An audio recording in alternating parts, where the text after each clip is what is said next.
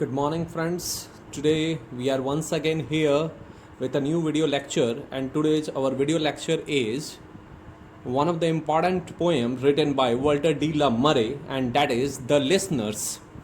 Okay, before starting this lecture, I would like to say that please subscribe my channel if you have not subscribed till now.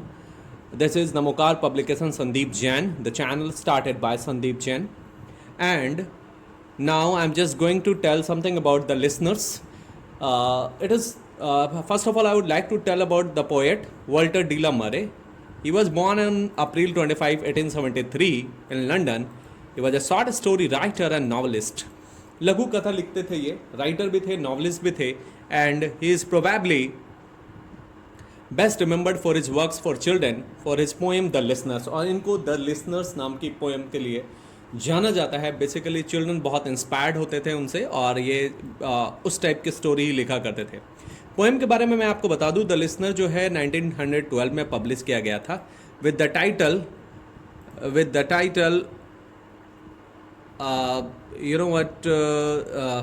the title the poem of his second collection of poetry. ये उनकी title थी. It remains one of the most famous pieces of writing and reflects the author's fascination towards with mysteries and supernatural. Basically ये supernatural poem है, और इस तरह की mysteries के लिए ये जानी जाती है. सुपर पोएम है. इसमें मैं आपको बताऊंगा कि इसके जो थीम है, पोएम जो है एक स्टोरी के बारे में बतलाती है, जो एक अननेम्ड ट्रैवलर है और वो अप्रोच कर रहा है एक ऐसे घर में जो पूरी तरह से वीरान जंगल में है, और ऐसा माना जाता है कि वो घोस्ट के द्वारा इनहैबिट किया जाता है. जो भी रीडर्स हैं उनको बहुत सारे क्वेश्चंस यहाँ पे अराइज हो जाते हैं कि क्या वो उस घर में कौन रहता है, क्योंकि जो ट्रैवलर है उसे बार बार धक्का दे रहा है, उसे खटखटा रहा है, पर फिर भी अंदर से कोई आवाज़ नहीं आ रही है. Okay, so you know what, now I am just going to start our poem the listener. It was a moonlit night. A traveler came to the door of a house in the forest.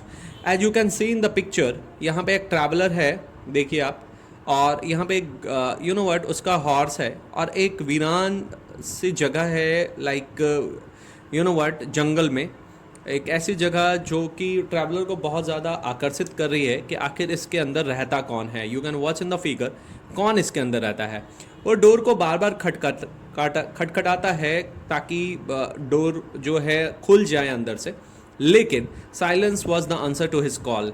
और एक ही उसका answer आता है, that is the silence. मतलब उसको और कोई जवाब मिलता ही नहीं है.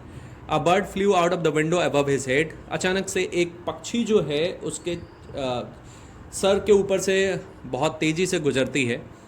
He knocked at the door again but there was no answer, है ना. वो वापस से डोर को नॉक करता है, लेकिन कोई जवाब नहीं आता. Traveller stood there in confusion. उसे बहुत कन्फ्यूजन होता है. जाहिर सी बात है, किसी को भी होगा जब कोई एक ऐसे जंगल में कोई इस तरह का आपको बंगला टाइप का घर हो और वहाँ से कोई आवाज़ ना आए. He did not know that there was a group of spirits listening to him. उसे ये भी नहीं पता है कि अंदर में कोई आत्माएं हैं जो रहती है, जो उसे सुन रही है. Those phantoms they are dwelling in that house.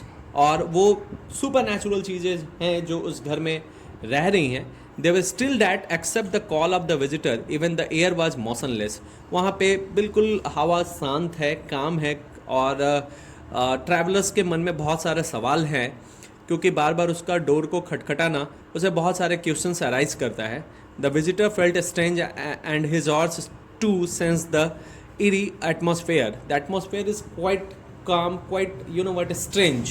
He move on. वो थोड़ा आगे बढ़ता है. The visitor shouted to the stillness that he had come here to keep his promise, but no one received him. You know what? वो थोड़ा आगे बढ़ता है और देखता है कि शायद कोई तो होगा जो उसके जवाब देगा उसके बार बार डोर को खटखटाने पर, लेकिन अंदर से कोई भी जवाब नहीं आता. His words echoed in the house. बार बार उसकी ही आवाज़ गूंजती है घर में. But the spirits stood silently. लेकिन अंदर में जो आत्माएं हैं वो कोई भी जवाब नहीं देती, वो बिल्कुल साइलेंट है. और यही साइलेंस ट्रैवलर के मन में बार बार नए सवाल को खड़े करता है कि आखिर अंदर है कौन. He left the place and the horse galloped away. वो उस जगह को छोड़ देता है और घोड़े पे बैठकर वो दूर चला जाता है। एक्चुअली ये पोएम बेसिकली ये बताती है, it's a type of dream that Walter de la Mare has dreamt, and in this even he is also like traveling in the jungle, and he found himself before a a house, and that house was locked inside. So he knocked the door again and again, but he found nothing, means no sound, no any voice from inside. Even कि कोई भी जवाब उनको न देने पाने की वजह से इनको हमेशा से ये लगता है कि आखिर वहाँ पे है कौन। लेकिन कुछ सुपर नेचुरल थिंग्स है, कुछ घोस्ट है, हो सकता है कुछ इस तरह की चीज़ें हैं जो अंदर में है, और शायद यही वजह है कि वो कुछ भी उन्हें समझ में नहीं आता कि कौन है। तो मैंने आपको ये पोएम के बारे में बतला दिया, द लिसनर्स के बारे में। आई होप ये पोएम आपको समझ में आ गई होगी, और मैं फिर एक नए वीडियो लेक्चर्स के साथ में आपके सामने उपस्थित रहूँगा। Till then, goodbye, thank you very much.